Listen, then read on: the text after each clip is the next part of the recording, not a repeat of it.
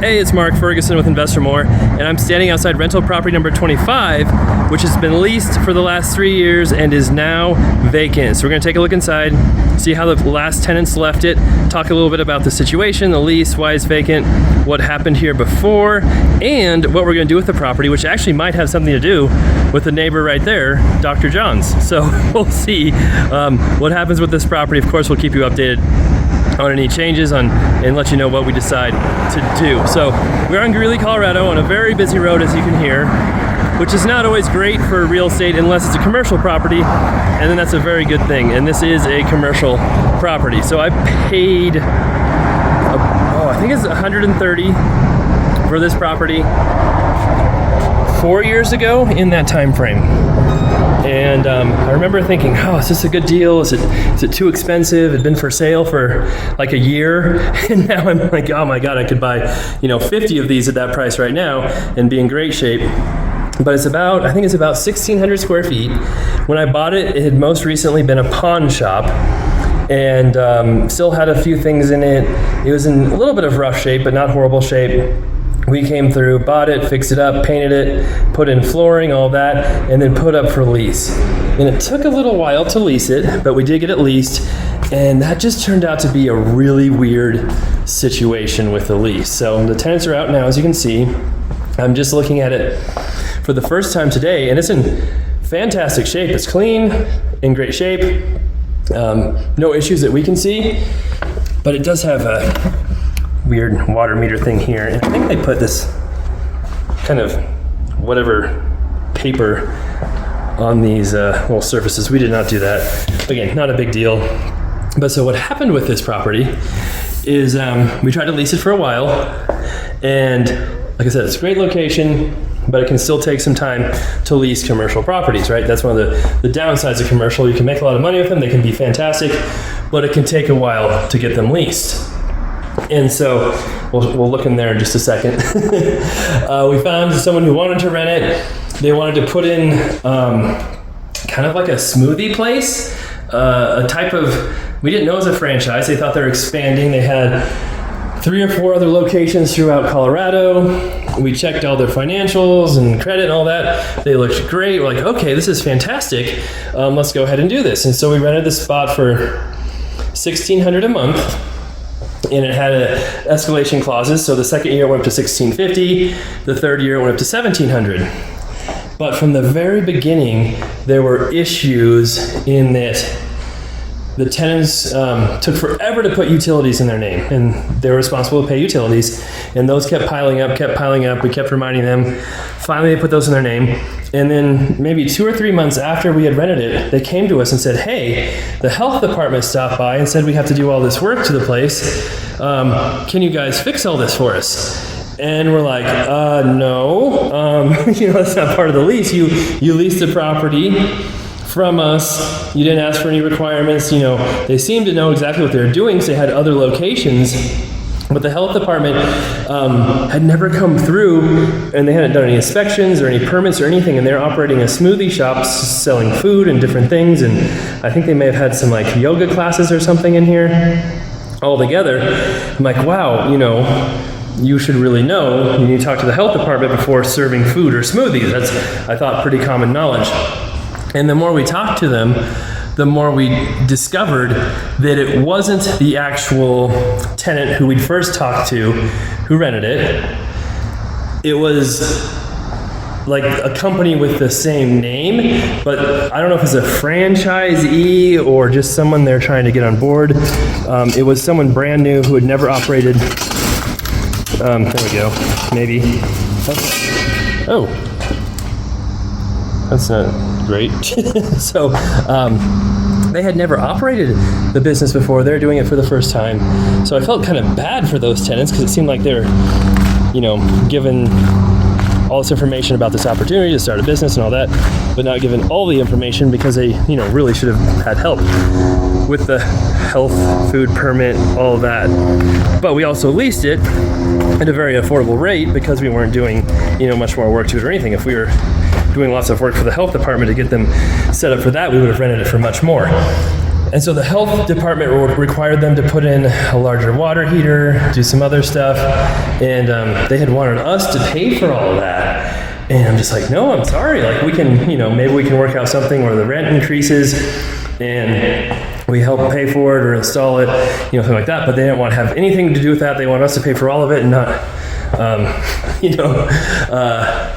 not be responsible for any of it. And they weren't very nice about it either, right? That's a big part of doing business is, sometimes if you're nice about things, you can get a little more.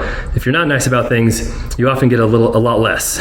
So eventually they realized they had to do some work on the property themselves to get up and running and meet health department requirements, which they did. So they put in a large boiler in here. I don't even know where it was. They had done some other work, just some minor stuff on their end, and gone through the 3 years of being here, paid rent on time, didn't always pay their utilities, which was, a little bit annoying, but they did come in a few times and just were not happy, were not nice to us, very angry about the whole situation, which I don't know why, because they should be angry at the people who, sold them the business or franchise or however that worked between them. And then when they were ready to move out, they had come to me and said, hey, do you want this expensive water heater we put in? They said, we spent $8,000 putting this in. I'm like, holy cow, what kind of water heater did you guys put in? And they wanted me to give them 4 free months of rent or 5 free months of rent and just leave the water heater for us. And I'm like, I'm sorry, I don't, the most likely whoever rents this is not going to need that water heater. If we had done this work, there's no way we'd have probably paid that much for it. I guess they had to do some electrical work on it as well, which I wasn't even aware of when they did it. I think they did actually pull permits and do that because the health department was watching them and taking care of all of that. And so we said, no, I'm sorry. Maybe if it was more reasonable, we'd give you a little bit of a break, and pay for some of it to keep it in, but we're not going to pay for the full 100% cost of what it was for you, especially that, huge of a cost. And they said, well, thanks, no thanks. We'll just take it out and leave it as it is. I'm like, okay, that's how you want to do business. That's how we can do it. And they did. They took out the water heater, left it as it was when they bought it.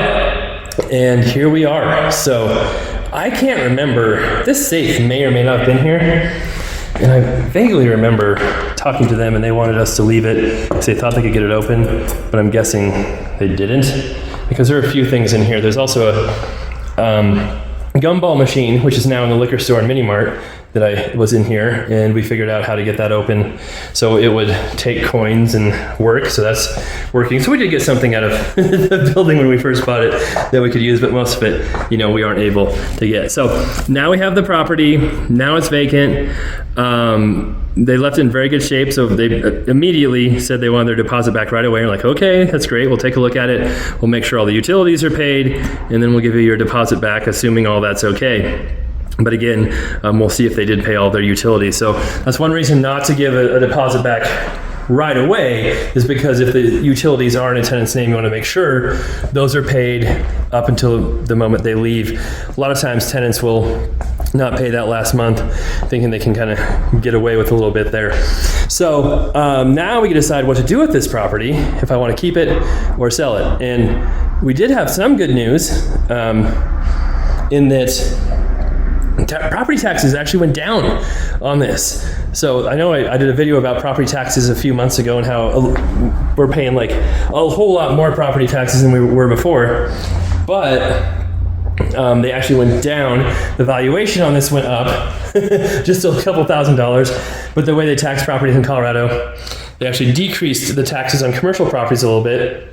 So we're paying $3,200 in taxes a year on this, which is still a lot more than it would be on residential, but less than it would have been before. I think if this is a residential property at its value, I think it's valued at like $160,000 per the county, it'd have taxes of like $800, $900 a year. But because it's commercial, it's $3,200 a year. So that makes it a little tougher to make money on, but we could still rent it out probably $1,900 a month, in that range, or I might be able to sell it. What could I sell this for?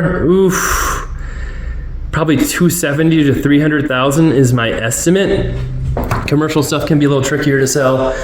With interest rates being higher, that makes it a little trickier to sell. However, right? There's a really good chance an owner-occupant might buy this property too and have their own store in here, in which case it doesn't really hurt the value that much that interest rates are higher if somebody wants to start their own business. So a lot of opportunities there and decisions to make. Not sure what I'm going to do yet. I'll have an update video on that for sure. And then while I was out here, as I was just getting ready to start my video, a guy comes out from next door, Dr. John's, which is like a lingerie shop, and I think a whole lot more than a lingerie shop. And I walked in there just for a second, but he's like, hey, do you own the property next door? I'm like, yes, I do. And he's like, hey, my boss wants to buy it. I'm like, okay. I'm like, I don't know what we're selling it for, or if we're selling it yet. But he's like, here, let me give you my card, email my boss. He wants to buy it. He's been trying to figure out who owns it for a long time. And if you don't want to sell it, I might know somebody who wants to rent it too. So we'll see how that goes from here as well. So pretty good deal. Like I said, I was kind of hesitant to buy it at first, even though I knew it was a good price. You just don't know how easy it's going to be to rent some of these commercial properties, how it's going to work out over time, what property taxes will do. But it's turned out to be a good investment. I would do it 100 times over again, especially considering what it's worth now. But we can't go back in time and do over things, unfortunately. So that's the story on this one.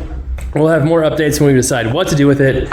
And I'd love to hear what you think of the property. Comments, good or bad. All right, thanks for watching. Take care. We'll be back soon with lots more of videos on my own businesses, my laundromat, car wash, liquor store, mini mart, other commercial rentals I own, other multifamily properties I own, the flips we're doing, all that. So it's a great time to hop on board if you haven't subscribed yet. All right, take care.